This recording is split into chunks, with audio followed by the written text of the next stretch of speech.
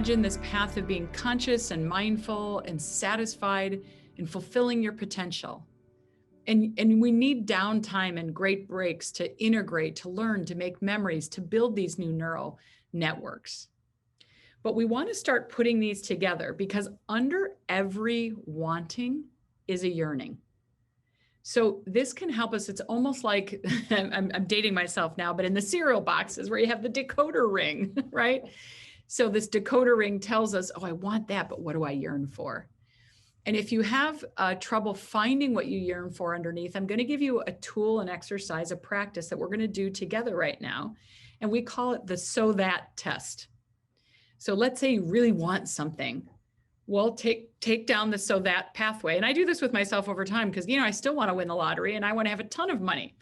But the question is, so that what? So maybe I want to look at all the news very frequently. I want to get on my phone constantly. Well, why do I want to do that? Well, so that I have more information. Why do I want to do that? Well, so that I can know what's happening. Why do I want to know what's happening? So that I can control what's going on, so that I can protect myself, so that I can feel safe.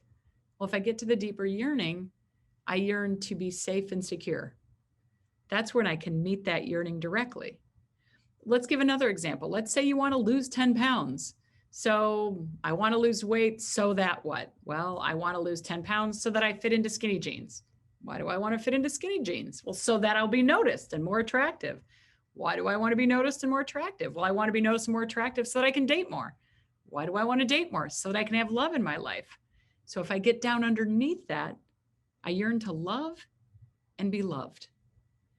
That's the deeper yearning. So we can literally use our wants to take us to that deeper place of our yearnings, to really decode.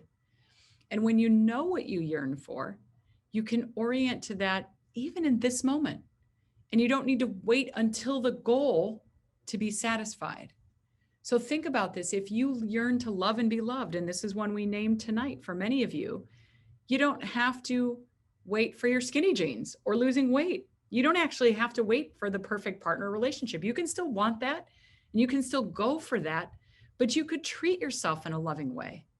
You could notice the love that comes your way and the care that you already have in your life. You'll be more nourished. And by the way, then you're more likely to lose weight.